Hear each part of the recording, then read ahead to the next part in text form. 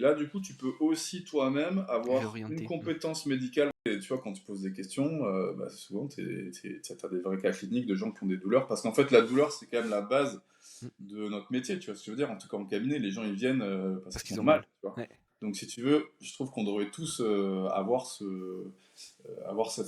cette explication à un moment donné de comment fonctionne la douleur, quelle est sa physiologie, quelles sont Mmh. les molécules qui agissent sur quelle zone, comment est-ce qu'on peut tester si c'est une douleur neuropathique, une douleur nociceptique, qu'est-ce qu'on met comme traitement, quels sont les traitements aussi qui sont efficaces et comme Mmh. moi je pensais être inefficaces, tu vois, comme par exemple l'utilisation de l'électrothérapie, pour moi c'était un Mmh. truc, tu vois, complètement au rebut, tu vois, alors qu'en fait, ben non, la douleur neuropathique, elle est sensible à l'utilisation de TENS et de Mmh. courants comme ça, tu vois, comme le gate control, etc.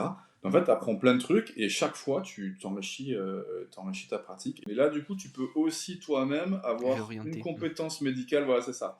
Et dire, attention, là, je pense que ce que vous êtes en train de faire, c'est quelque chose qui est toxique pour vous. Si vous Mmh. voulez, je peux en parler, on peut faire un petit courrier au médecin, tu vois.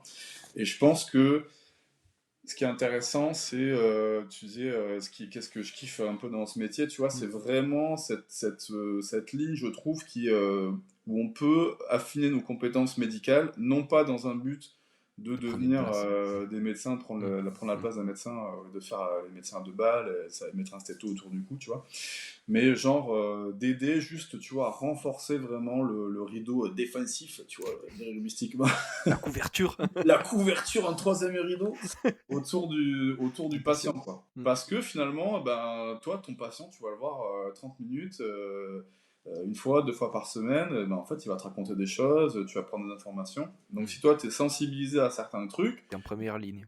voilà, tu peux, en première ligne, mais tu pilier droit, quoi, tu peux arriver à... Je trouve que c'est super intéressant, tu vois. Tu bosses en équipe pour que ça aille mieux pour le patient, quoi.